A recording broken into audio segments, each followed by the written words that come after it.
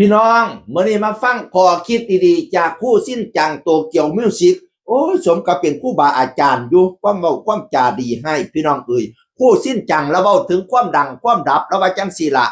ดังได้ดับได้มันมีอยู่จริงครับแต่กะบ่ได้บ่มีผู้ใดดังฮอด100 ปีจักคนดอกครับบ่ว่าสิเป็นศิลปินดาราอีหยังก็ตามสร้างแต่ทุกอย่างมีเวลาของมันครับและเวลาของมันแต่ละคนก็บ่คือกันบางคนทำดีFC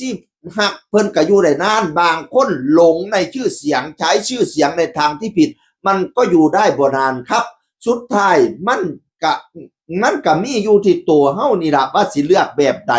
คนที่สิทำให้ดังคนที่สิทำให้ดับได้มันอยู่กับตัวเฮาบ่สามารถบอกใครได้และ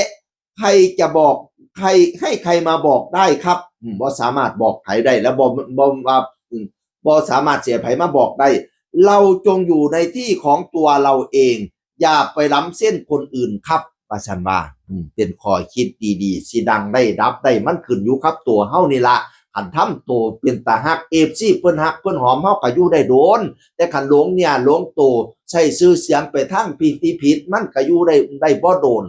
สุดท้ายก็บอกผู้ใดบ่ได้ดอกมีแต่เจ้าของล่ะบอกเจ้าของเองอันละพี่น้องเอ๋ยดังได้ดับได้มันมีอยู่แต่บ่มีผู้ใดดังฮอด100 ปีดอกอันละให้เป็นคนดีประมาณว่าให้เป็นคนดีคันเป็นคนดี FC เพิ่นก็ฮักก็หอม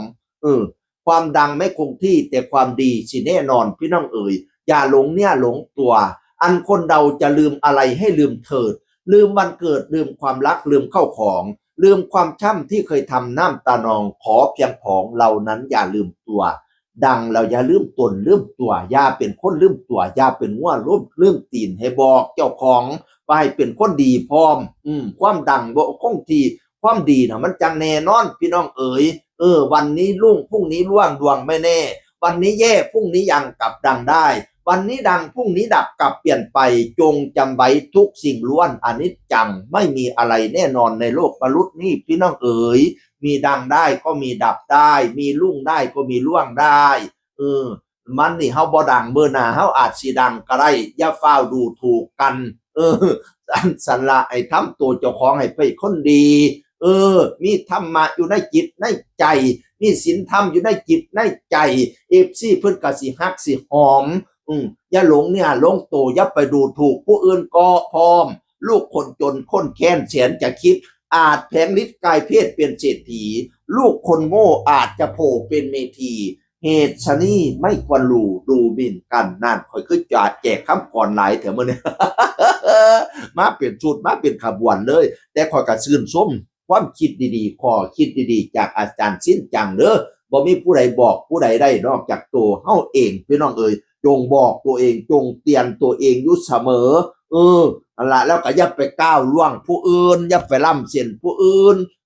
นั่นล่ะชื่นชมผู้สิ้นจังโตเกียวมิวสิกเสียงอื่นคนเก่าเว้าสู่ฟังสวัสดีครับสวัสดีครับ